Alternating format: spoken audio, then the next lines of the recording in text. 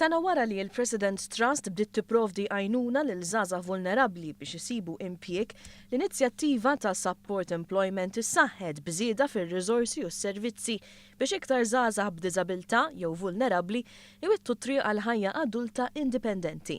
Dan grazzi għal ftehim bejn l-istess President's Trust, il-Federazzjoni Maltija ta' Organizzazzjonijiet ta' Persuni b'Diżabilità u l-Assoċjazzjoni Maltija għall-Impjieg Mejjun li l-kol se jgħaddu r-riżorsi u l-ħiliet tagħhom għal wieħed.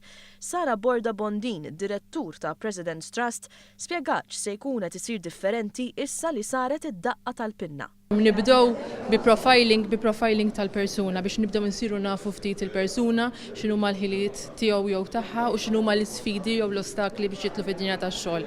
Minn hemmhekk imbagħad isiru sensiela ta' sessions ta' skills building u nibdew naraw liema aspetti tax-xogħol jista' jkunu ta' benefiċċju għal dik il-persuna.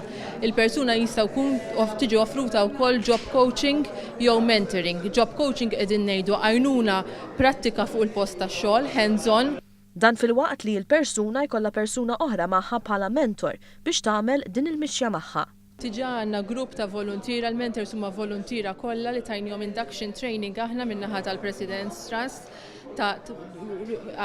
fuq x'għandhom bżonn biex jagħmlu dan ix-xogħol u ovvjament konna bżonn iktar volontira biex jitlu għal din l-isfida. Il-programm huwa mmirat lejn żgħażagħ bejn is-16 u 30 sena li jixtiequ jagħmlu dan il-pass kruċjali lejn ħajja iktar indipendenti. Dan filwaqt li jassigura li l-kumpanija li qed timpjega l-persuna li qed issegwi l-programm ikun marraf sew dwar kif il-ħajja professjonali tal-persuna tista' tkun iktar serena tul il-programm.